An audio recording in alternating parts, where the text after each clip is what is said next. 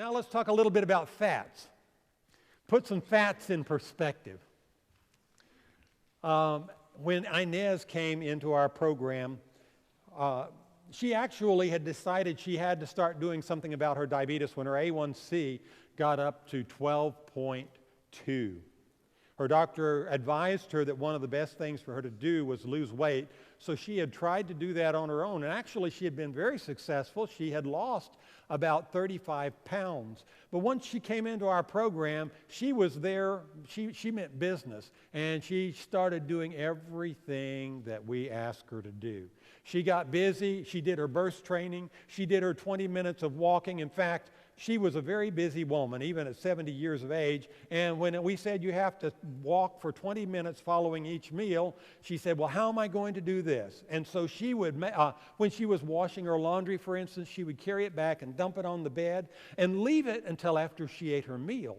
Then she would go to the bedroom, and as she's walking up and down the hall, she'd pick up a towel and she'd walk down toward the kitchen, folding the towel, walk back to the bedroom, lay it down, pick up the next garment, walk back and forth, and bring it back and lay that down and pick up the next one. And she made it happen. If you are a determined individual, you can find a way.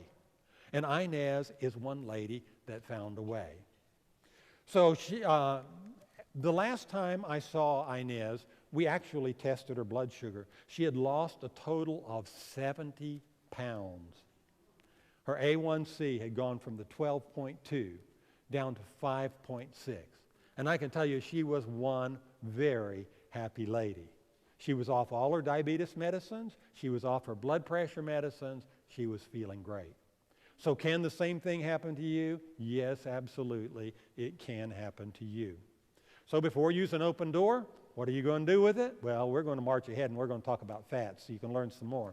ReversingDiabetes.org is a website that had this statement on it. It said type 2 diabetes is known as a lifestyle disease sustained by a culture that promotes inactivity and unhealthy food choices, all leading to weight gain and obesity, the leading cause of type 2 diabetes. Indeed, 80% of the overweight will develop diabetes. Well, is there any truth to the fact that we're getting fatter as a nation? Let's take a look. The CDC prepared a series of maps.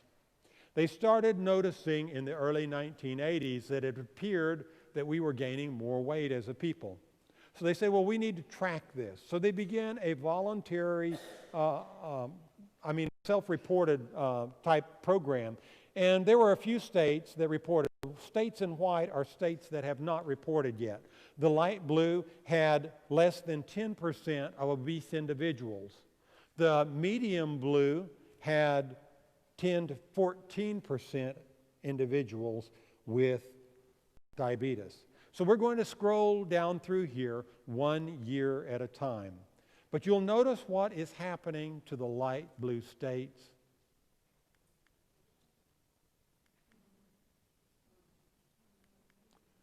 Something has happened in our society that's caused us to have a societal problem. This is not something that we can look at any one individual and say, you got a problem. We have to look at us all collectively and say, we collectively have a huge problem. You see, we've run out of colors and we keep having to add more colors.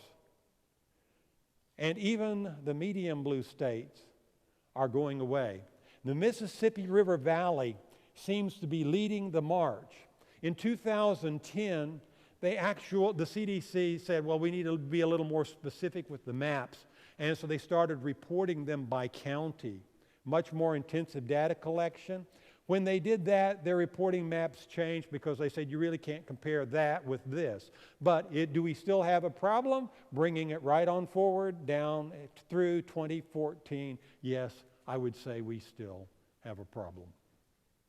Now, we said that diabetes was the leading cause of obesity. Are we getting any fatter, by the way?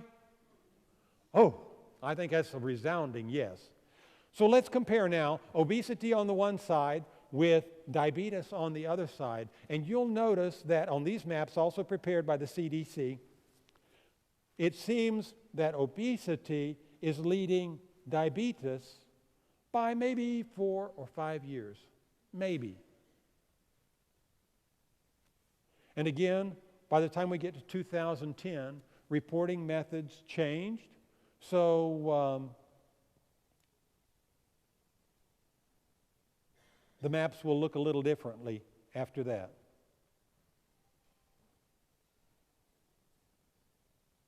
And you see where Tennessee and Georgia are.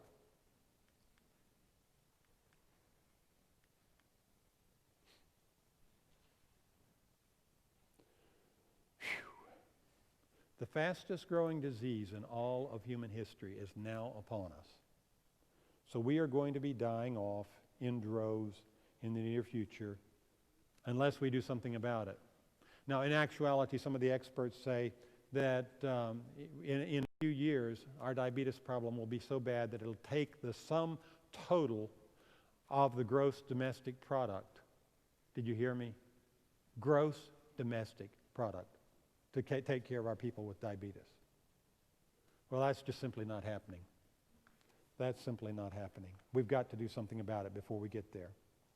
So let's talk a little bit about the history of diabetes. How did we get there in the first place, and is there anything that we can do to change this? We can learn from our past if we look at it real carefully. Back in the past, around 1900s, we were in the middle of the Industrial Revolution, and a lot of things were beginning to happen with our food supply. One of those things that happened was Kellogg's Corn Flakes. It was one of the first ready-to-eat foods that was widely accepted throughout the country, and sort of paved the way for what you see today. Now, what you see today when you go to the grocery store, most of the center of the store is filled with ready-to-eat foods, or almost ready to eat. You can just take them, pop them in the microwave for 5 minutes, and 5 minutes later, dinner is served. But anyway, other things that occurred, we started having widespread milling of flour, white flour, into whole wheat. This is a problem because most of the nutrients of the grain are attached to the bran and to the germ. You pull that off, then you're getting calories, but you're not getting the nutrients that you need in order to be able to metabolize it. So just like we talked about, sugar is a robber food. Well, so white flour is also a robber food. It depletes your body of nutrients that you need for other things. We had another thing that came along, and that was refrigeration. And as refrigeration came along, now you could cook foods long in advance, and you could put them in the refrigerator, and when you wanted something, you just simply went to the refrigerator, got it, it was ready. So the time from preparation to plate shortened significantly. Therefore, it made it easier for us to eat more calories. Then we had also the industrial production of vegetable oils. This didn't happen until right after the turn of the century, but we learned how to do them, how to heat the oils to real high degrees, how to extract them with strong caustic substances, etc. And now we have all those wonderful things to add to our diet. And with all those changes, the obesity needle began to move. Now, how much did it move? Well, back in the early 1900s, the obesity rate was 1 obese person for every 150 people in the population. As of 2015, there are 34.7 obese people for every 100 people in the population. So can we pull those numbers together and compare them? Well, yes, we can. And here's how I do it. If you love numbers like I do. You take the new value, subtract the old value, divide it by the old value, multiply by 100, and you get the percent change from what you started with, okay? So from where we were, how much have we increased? You ready? Drum roll. 5,079% fatter than we were. That's 51 times fatter. We're 51 times fatter than we were as a nation just 16 years ago. Scary stuff, isn't it? So, dietary fats prior to 1910 were butter, fat, tallow, and lard. 3. And around 1890, there was a significant change happened in our country when Procter & Gamble developed a product that they advertised as being 99 and 44/100% pure. Now, somebody was mumbling it. Ivory soap.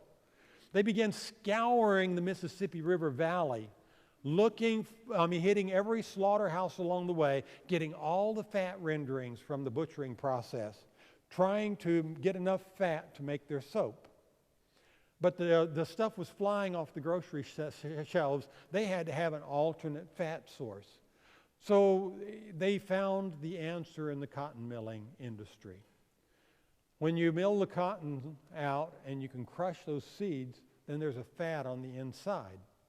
And they could take that fat and make a soap out of it. The problem with that fat is cottonseed fat is unstable at room temperature.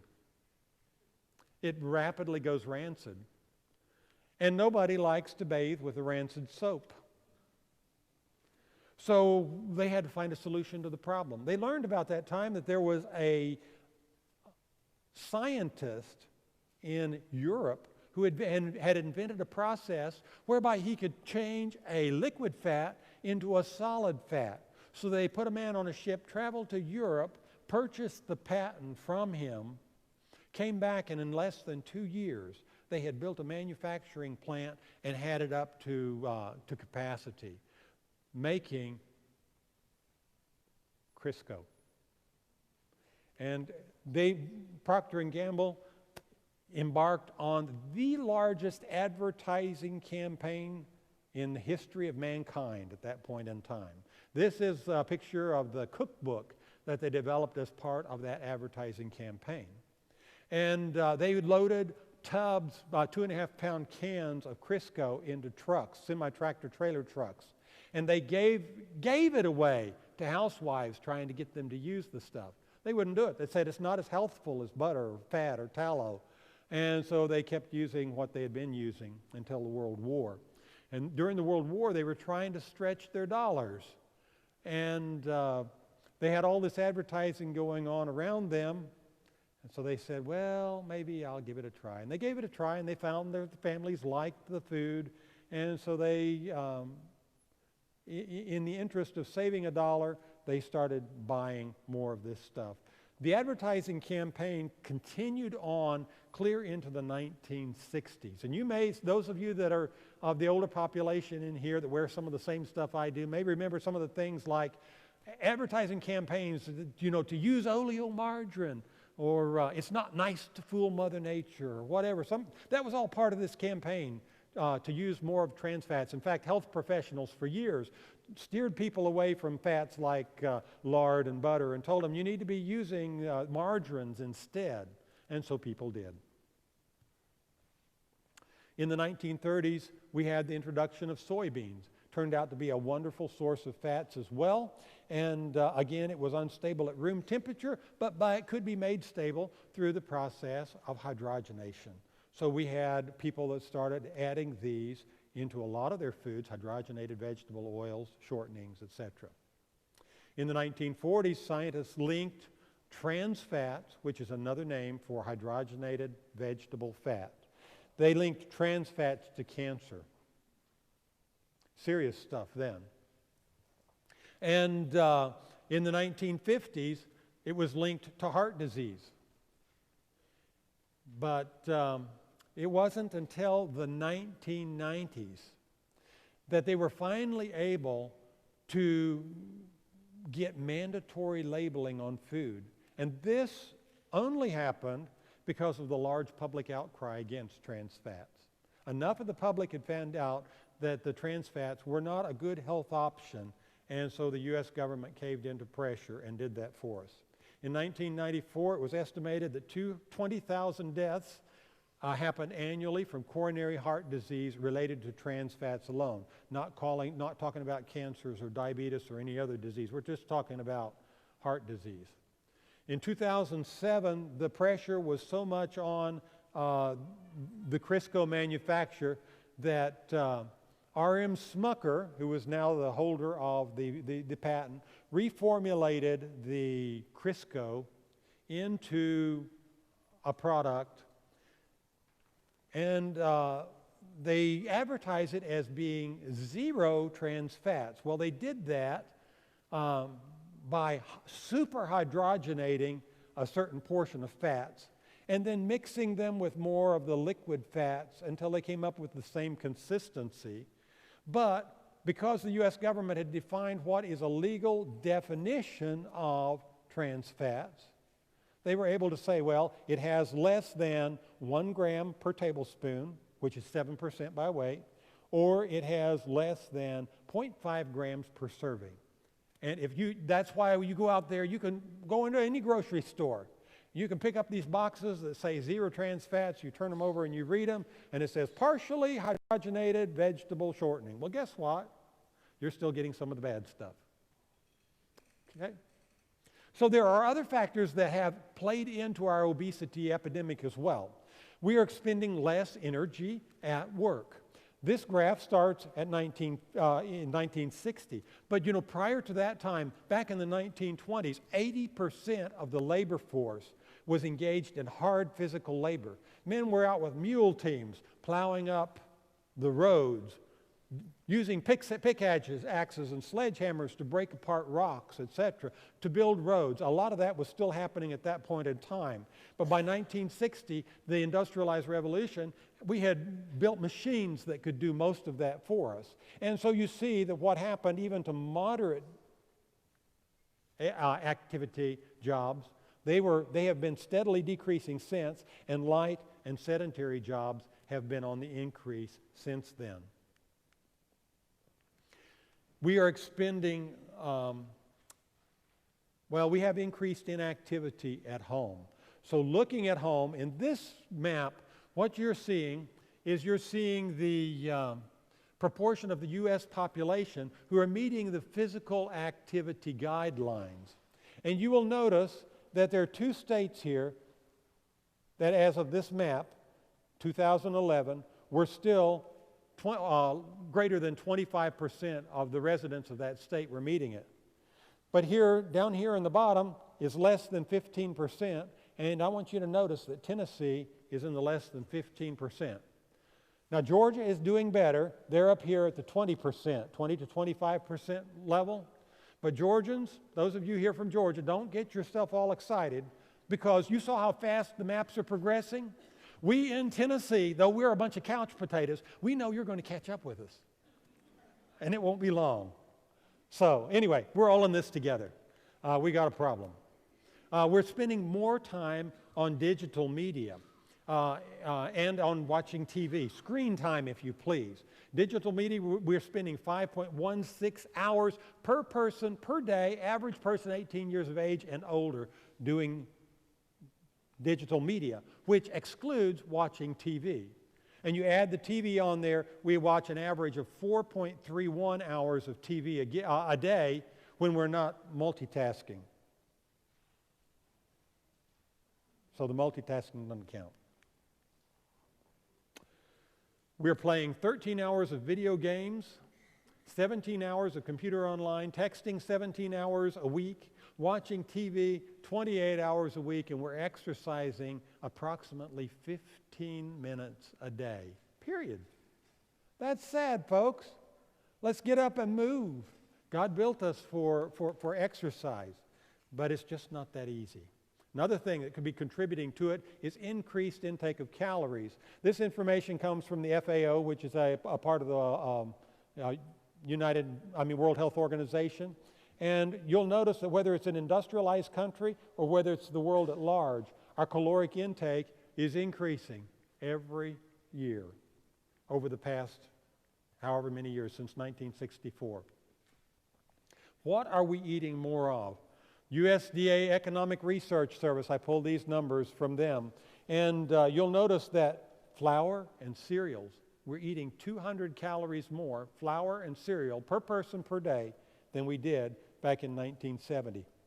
We are eating over 200 calories of fats and oils a day. In fact, is there anything on here that we're eating less of?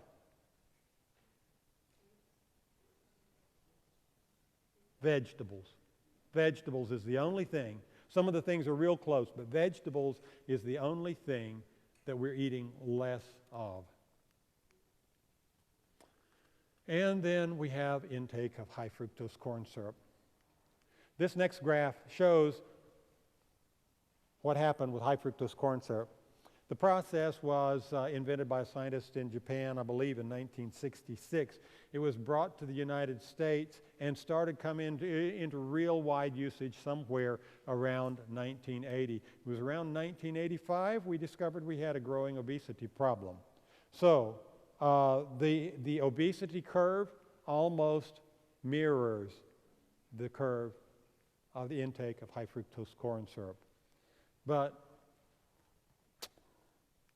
are there other things? Yes. What about sleep?